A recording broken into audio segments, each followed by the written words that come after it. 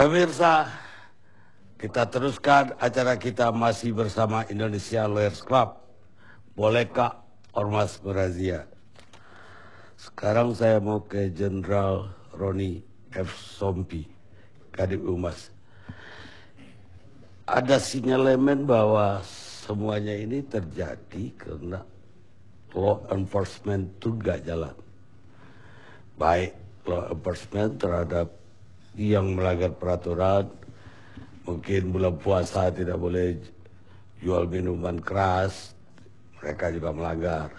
Tapi di lain pihak juga law enforcement terhadap tindakan-tindakan anarkis ya juga tidak tegak. Bagaimana pendapat Jenderal dengan ya ini udah bukan sinyalemen perorangan lagi, udah pendapat umum. Terima kasih Bang Karni.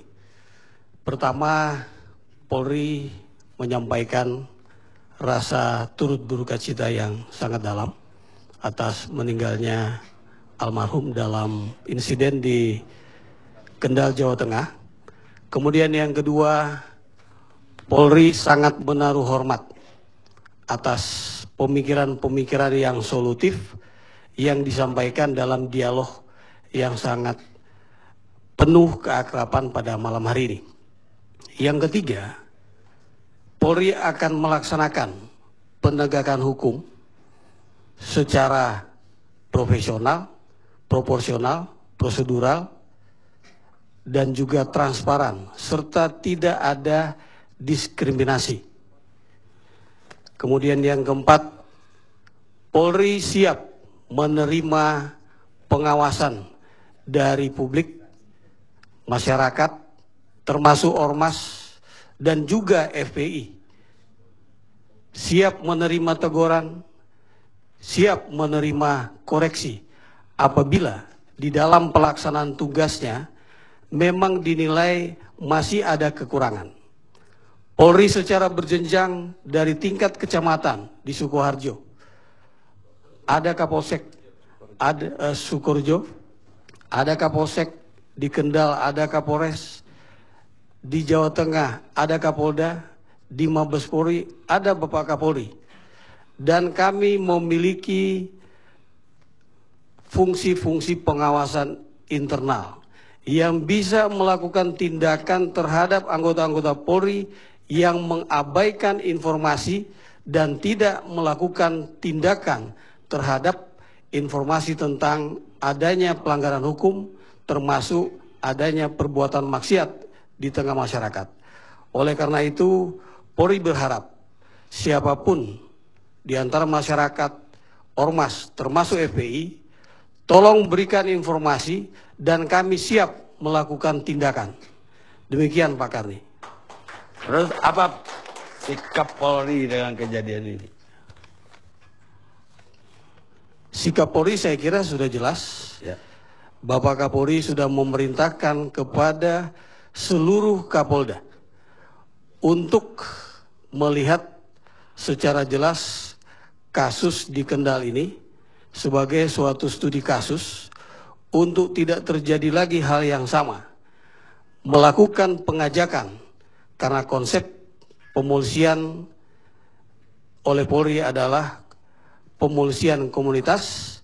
Maka pengajakan untuk bersama-sama kita bersinergi untuk melakukan penegakan hukum, mengajak masyarakat bersama-sama menyelesaikan permasalahan-permasalahan hukum. Tidak harus selalu dibawa ke tingkat pengadilan, bisa dengan pemikiran-pemikiran restoratif justice yang lebih menyelesaikan masalah dan tidak menimbulkan kerugian yang lebih besar. Dengan mediasi-mediasi, hal ini bisa dituntaskan.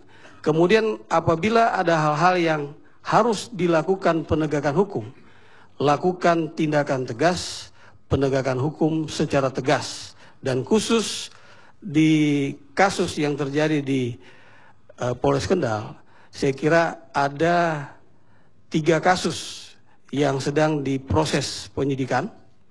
Yang pertama, kasus kecelakaan lalu lintasnya.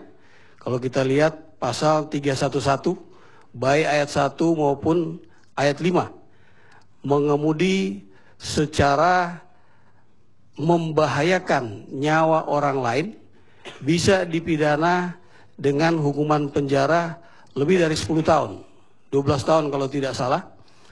Dan hal ini saya kira dengan fakta yang kita lihat, apalagi tadi kami juga berterima kasih ada masukan-masukan berupa video yang nanti secara transparan bisa kita kaji bersama, apakah video itu bisa memberikan bukti petunjuk tentang penguatan terhadap pembuktian kasus berdasarkan pasal 311. Kemudian ada pembawaan senjata tajam oleh anggota FPI yang diamankan oleh Kapolres Kendal di sebuah masjid di Sukorejo.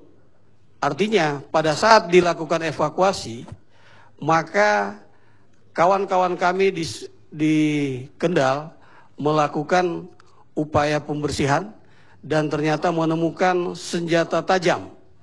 2 senjata tajam dibawa oleh 2 orang, maka ini diproses tersendiri.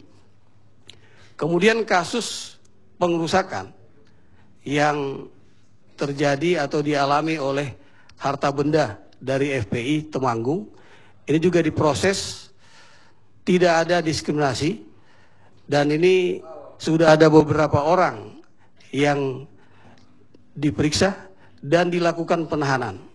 Terhadap penegakan hukum ini, Polri memohon agar semua pihak juga melihatnya dan memberikan dukungan untuk kita memberikan efek jera agar di kemudian hari tidak terjadi hal yang ada serupa. satu lagi bahwa dari pihak DPRD Kendal tadi ada perusakan juga terhadap harta benda masyarakat yang FPI malah minta tolong dibuktikan. Kalau betul silakan tangkap. Ya, saya kira ini masukan yang baru yang harus ditindaklanjuti oleh Polda Jawa Tengah. Kebetulan di Reskrim ada di sini, akan membackup Polres Kendal, Kapolres dan Wakapolres untuk melakukan penegakan hukum terhadap semua tindak pidana yang terjadi dalam insiden yang terjadi pada tanggal 17 dan tanggal 18 Juli 2013 di wilayah Polres Kendal. Begitu Pak Karni.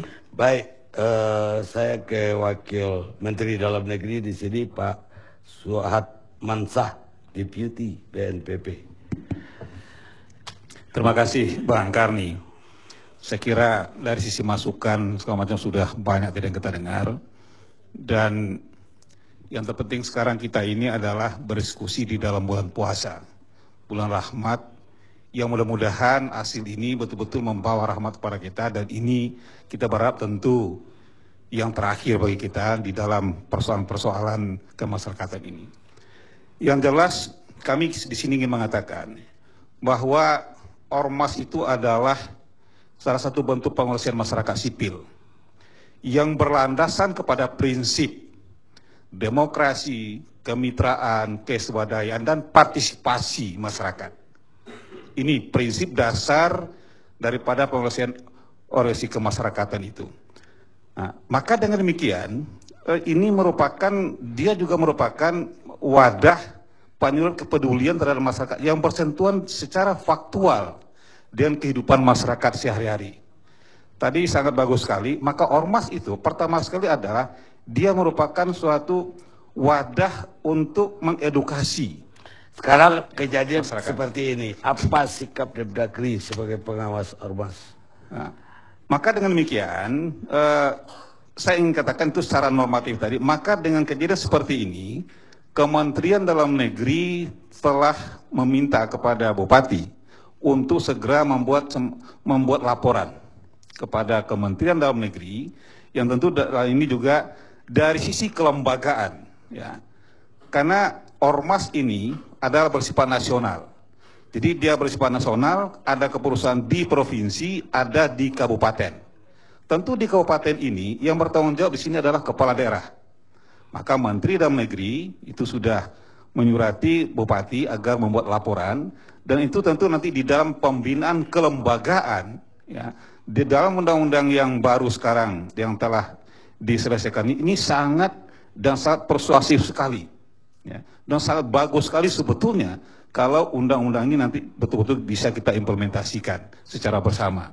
Nah, ini nanti sikap Kementerian Luar Negeri adalah karena sejak reformasi, pemerintah ini adalah sebagai mitra daripada ormas dan sosial politik. Maka tentu sebagai mitra, tentu pemerintah di dalam hal ini, terutama sekali Menteri Dalam Negeri, ini selalu akan melakukan relasi, hubungan yang baik dengan kemitraan ini. Ke depan, ini juga akan dibangun semacam sistem informasi mengenai masalah keormasan. Sehingga kita bisa mengikuti perkembangan ormas-ormas kita yang ada di Republik ini, Bang Karni. Mulai dari kabupaten sampai kepada pusat. Jadi ini mudah-mudahan bisa kita online-kan dan ini kita bisa mendapatkan informasi. Dan ini dengan Komisi 2 ini sangat intens sekali dan ini sekaligus mendapat dukungan. Nah ini ke depan, sehingga kita sangat berharap sebetulnya bahwa ormas ini betul-betul menjadi mitra di dalam bagaimana kita menegakkan kedaulatan negara ini.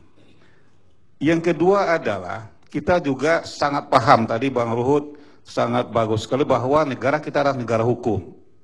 Maka dengan demikian, kita juga perlu menurut kami mengenai masalah wawasan kebangsaan. Nah, ini juga dari Kementerian Dalam Negeri sebetulnya sampai kepada daerah, ini ormas dan LSM ini merupakan mitra kita. Ya, pertanyaan saya, Ya.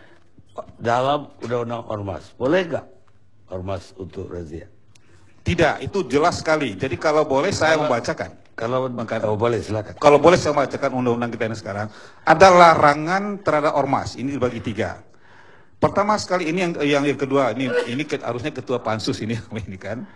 Ya nanti ketua pansus. Ormas itu adalah dilarang melakukan tindakan permusuhan terhadap suku, agama, ras atau golongan. Melakukan penyalahgunaan, penistaan atau penodaan terhadap agama yang dianut di Indonesia. Ini larangan terhadap ormas. Melakukan kegiatan separatis yang mengancam kedaulatan negara, melakukan tindakan kekerasan, mengganggu ketentraman dan ketertiban umum. Ini larangan terhadap ormas. Atau merusak fasilitas umum dan fasilitas sosial atau melakukan kegiatan yang menjadi tugas dan wewenang penegak hukum sesuai dengan ketentuan peraturan. Kalau ini kita simak, jelas apa yang dikatakan tidak ada satupun. Pak, yang saya dengar undang-undang ormas ini malah tadi Bapak bilang sangat bagus sekali. Saya malah mendengar di dalam negeri juga dibilang sangat jelek sekali. Karena yang disebut tadi itu tidak ada sanksinya sama sekali. Sanksi, makanya di sini kalau kita melihat kenapa saya mengatakan ini bagus sih. Sanksi yang dikatakan di sini adalah bukan sanksi untuk membinasakan, tetapi ada sanksi persuasif. Ini ada konsekuensi yang sangat elegan sekali di sini. Saya dengar Depdagri dalam hal undang-undang ini malah kecewa, bukan bagus. Kita rehat sejenak pemirsa.